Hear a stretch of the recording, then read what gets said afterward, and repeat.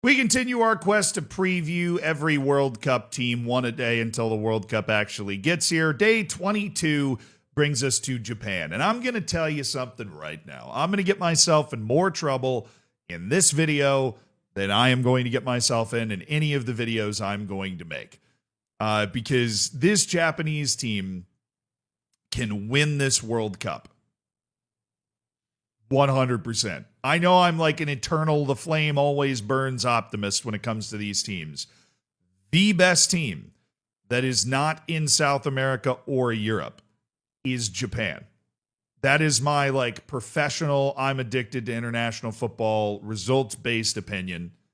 And I think that maybe by the end of this video, you will believe it. Now, the Japanese national team is very interesting in the sense that when I started to follow this sport, I just assumed Japan had probably been playing forever like everybody else, like Korea, for example. The Korean Peninsula, whether it be South or North, has been playing the sport a lot longer, right, in an aggressive way. Japan actually has basically been on the same trajectory as the United States. Japan, another huge country that, you know, because of basically World War II and cultural similarities with the United States in some ways, had just, you know, been more into baseball and right. It had not really picked up soccer or football. But, you know, in 2002, they stuck a World Cup there, as well as in South Korea. And right before that, same way as in the United States, you know, 8 years earlier, Japan created a league and started to develop players. But there is an interesting part of Japanese culture that's important to understand for how this works, right? And it is a difference between the United States and Japan, a very big one. You might not know this. It doesn't come up all that often. I have a history degree. I majored in history at the University of Virginia, got a nice big, like comically large piece of paper that says I kind of know what I'm talking about some of the time when it comes to history. Right, and one of the most important, impressive things to know about Japanese culture is if you went to Japan in 1860, it was virtually medieval. Right, you're sitting there wondering, where the fuck is he going with this? Hold on, I'm going to get there.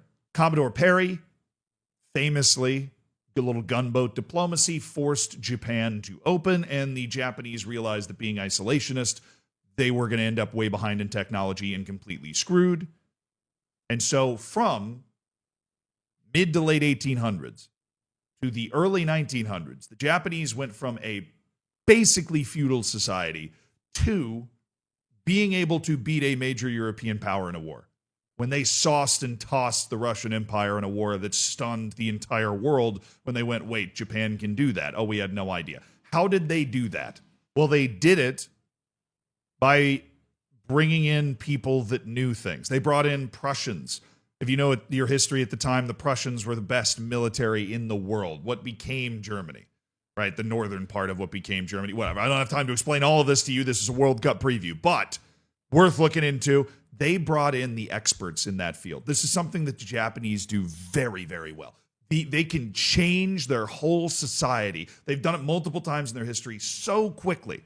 And there is a deference to knowledge and basically a willingness to kind of soak this knowledge up where they go, we're not good at this. We don't know how to fight in lines with guns, to operate cannons. We don't know how to structure our new military. We're going to bring in the people that can. And by 1910, they were tossing the Russian Empire. Obviously, over the next 20 to 30 years, that escalated to ridiculous levels leading to World War II. And that's how we got the tie with the U.S. in the first place. But the United States and Japan have been working on soccer for basically the same amount of time. And I think the cultures of those two countries are reflected in that. And where this Japanese team is now is a huge reflection of that willingness in Japanese culture, which I think is honestly great, to invite, to not just accept help, but invite it. To be like, we know we don't know this, come fucking tell us how to do it. You know how to do it, we're going to copy you. They're like a good content creator. They bring in everybody and, you know, they can copy that person. Perfect. In the United States, it's more of this rugged individualism. It's more of a fuck you, we're going to show you how to do it. And that's where you get a lot of the U.S. players are more physical based. Right? They emphasize physicality and winning, and there isn't really this technical development where the Japanese national team could not be more different. Not that they're not physical, but that there is such an emphasis on developing players in the same way you develop players in the very best countries in the world, which is, a focus on technique, a focus on process. And they have brought in some sensational minds and sensational coaches, and ironically, one of them is actually from the US, to develop this team. If you're wondering how Japan has turned into a team that I'm sitting here and telling you could win the World Cup, it is because Japanese culture has a near unique ability to invite and embrace the help of others that is shown again and again over history. And in soccer, it is the latest example. And so now not only is the Japanese league really good and producing, quality players that are able to go and play around the rest of the world, the actual national team, which was called up literally today, reflects the incredible improvement of Japan, who 25 years ago would have barely had a single player playing in a major European league. Let me just read you the players. We're going to ignore the goalkeepers for this because you got two guys from the Japanese league and then Zion Suzuki, who I got baited by this for a little bit, is referred to as Aya Suzuka in the official release. I don't honestly know why. That is Zion Suzuki, who is the starting goalkeeper here. Right outside of that, St. Truden, Belgium, Wolfsburg, Freiburg, Real Sociedad, Mainz, Stade de Reims, Leeds, Feyenoord, Eintracht Frankfurt, Celtic, NEC Nijmegen, Crystal Palace, Genk, Liverpool, Copenhagen, Werder Bremen, Le Havre, Bayern Munich, Ajax, Feyenoord, Ajax, St. Truden, FC Tokyo. The guy playing at FC Tokyo is Yuta Nagatomo. The guy's 50 years old. He's like the spirit animal of the national team who's there. Right? That is missing Kaoru Mitoma, who in my opinion is probably the best Japanese player, when he's full steam ahead, but he's been struggling with injuries all year, and Japan's decided that they're not going to bring him. They also have not brought Minamino, a guy who was playing for Liverpool not that long ago, not super regularly, right? But there are guys that are really good that have been left off this team, right? This call-up is, in some ways, with being able to afford to leave those types of guys off the team, an example of how far this team has come.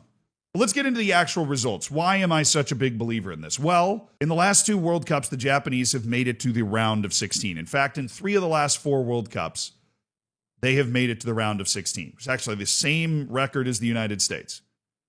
But in these round of 16 games, Japan has been getting closer. In 2018, they needed a 94th minute heartbreaking goal to lose against Belgium. That counter-attacking goal where there just wasn't enough defenders to cover the spaces, or whatever the announcer said. In 2022, they lost on penalties.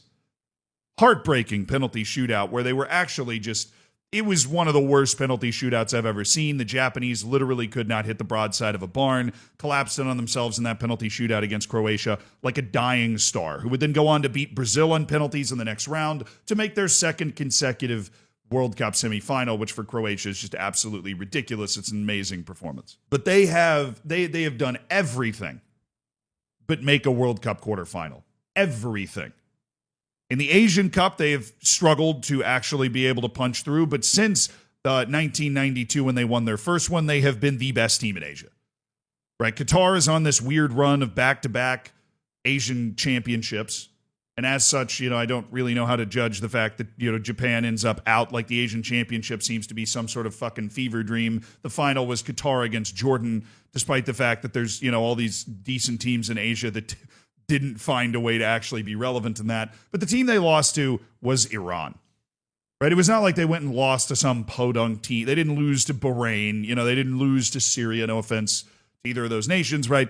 But Iran is an established top 4 Asian nation that beat them and then for some reason lost to Qatar because Qatar is they're juiced in these. It's my only possible explanation at this point because they're so good in Asian Cups and so bad in everything else that they play in. I feel like if they were juicing, they'd just try and juice the rest of it, but they can't, right? Qatar, Jordan, that was a final for the streets. But the point being, this Japanese team is the truth. They didn't lose in their World Cup qualifying group until this was well and truly in hand. They ended up with 30 goals for and 3 against in 10 matches played. They barnstormed out of the gate so hard that when they were on 13 points, nobody else in this group was on more than 7. Right? Japan just completely flattened, in my opinion, the best qualifying group that existed in Asia with Australia and Saudi Arabia, 2 competent There were 3 teams in this World Cup qualifying group in Asia for 2 automatic spots that had a win at the last World Cup. Right? That is pretty savage. There are not a lot of World Cup qualifying groups where you're actually going to get that, not to mention Indonesia, China, and Bahrain. There's no super easy out between all of those teams if you know your ball. Right? Like, you're not going to just be able to walk through any of those teams, as much as they might sound, Bahrain might sound a little made up. But hey, Bahrain plays some good defense. Australia managed to gut out second place, but Japan utterly dominated this group. And if you needed more proof of the results this team's able to get, they have been shredding their international friendlies recently. Right? Sure, they lost to the United States, but that was a rotated Japanese team. Over their last 3 friendly windows, they've drawn Paraguay, then they beat Brazil. Then they played Bolivia twice, for shits and giggles, I guess. They beat them both times. And then in their last friendly window, they made me look really smart, because I've been saying Japan is like the actual dark horse for this tournament. And they beat Scotland and England. They beat the OGs of the sport. Sure, they're not at the absolute high watermark of what those national teams can be. I mean, Scotland kind of is, but England's not. But they beat them. They outplayed them, right? Like, this is something that I can't stress to you enough. If you're an older football fan, you've been watching World Cup since the early 90s that you remember. I don't, right? I wasn't even alive then. You know what I'm talking about, that this Japanese team was nothing. It was a footballing backwater. It was way more comparable to India, China, or not even China. China was at least investing in it a little more. Right? It was way more comparable to those nations than these nations that it's able to play against and to beat. Now, a caveat is Mitoma did play in this game. But with nagging injury issues, he's not going to be at the World Cup. And that does, it does unfortunately change the prospects of this Japanese team just a little bit, right? Because they did have, a real star boy dribbler in Kaoru Mitoma who was going to be able to take a little bit of pressure off of the rest of this attack. But there is another option. Takefusa Kubo. Kubo is like Japan's Christian Pulisic, in my opinion, where it's taken him a little while to kind of get a firm foothold as a top level footballer in Europe, but he's always been touted as having that huge potential. He ended up at Real Madrid at one point. They loaned him out and loaned him out and loaned him out and loaned him out. And then people thought that his career might actually be cooked because he wasn't able to stick at Real Madrid. And, the loans can kind of ruin players every once in a while. But then he went to Real Sociedad. And for the last 4 years, he's been really good. He's been a really, just a really good player. And what those guys like Christian Pulisic and Takefusa Kubo do is they go through the door first, right? And once they go through the door first, they create this kind of umbrella where everybody still continues to pay attention to them as like, oh, that's the Japanese guy. Oh, that's the American guy. And then a lot more Japanese and American guys pop up all over the fucking place. But everybody's still just like, oh, when you think about Japanese football, oh, yeah, Take Kubo. Another big contributing factor to this team's success is Hajime Moriyasu. He's the guy that's been the coach of Japan now for 8 years. He's tenured.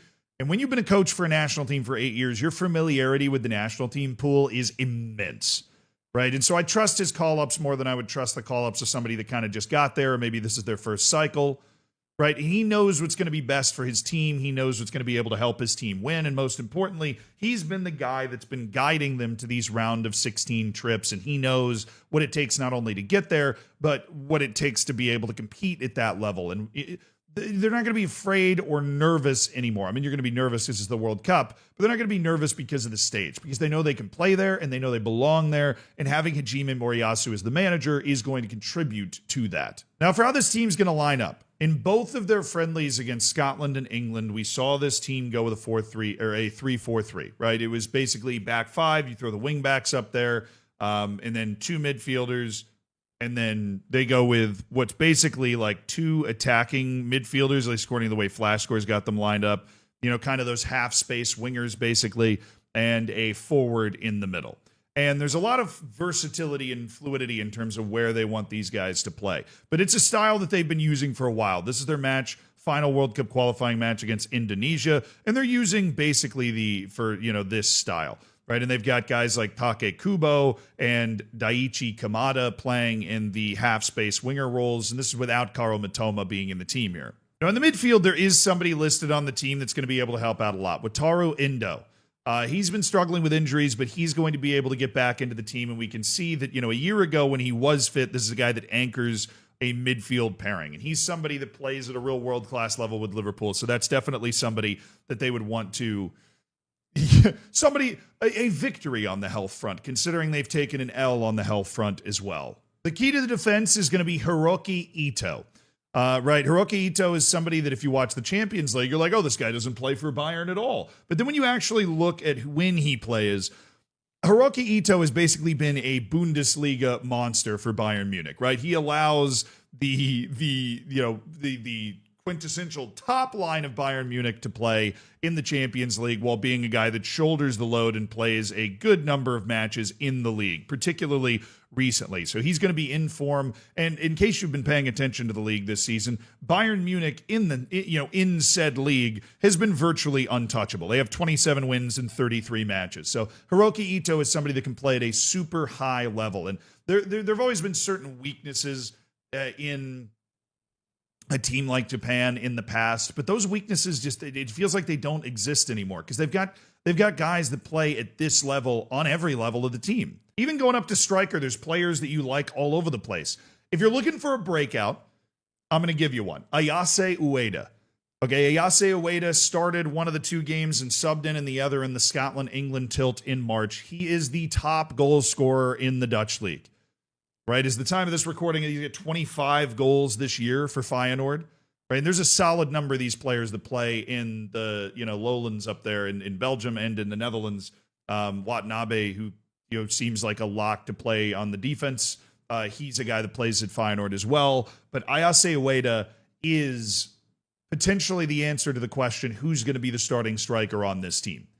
Right, in any time you're the top goal scorer in a top let's say 8 European league, you're going to have the potential to break out on this stage because Ayase Ueda has proven that, maybe the Netherlands isn't quite his level. Maybe his level is a little bit higher. So if you want a breakout offensive star, particularly with the absence of Mitoma, opening up some minutes and some playing time in that front three overall where you can shift some pieces around, I would go Ayase Ueda as somebody that can blow the lid off. But Daichi Kamada, Ritsu Doan, these kind of bigger name Japanese attackers are going to be around with Takefusa Kubo trying to, help replace what they're missing with Kaoru Mitoma and with the lack of inclusion of Minamino. But this team is ready. They are ready. They have gone through their paces. They have taken their lumps. They have gotten better every single World Cup. Right, the national team pool is getting better and better. They're training. And if I'm using my historical precedent, if we're going from like 1870 to 1910, right, we're closing in on that, on that gap. The Japanese started investing in the sport in like 1990. We're talking it takes the Japanese culture like 40 years to fully become just one of the best at something. After adopting like foreign practice of ways to do it. It took them 40 years back then. We're almost at 40 years from 1990 right now. Buy stock. Japan is here. They're not going away anytime soon. This team's going to keep getting better, and if it's not now, it's next time. Okay? They're really, really good. This whole group is good, and it's going to be a lot of fun, but this Japanese team's really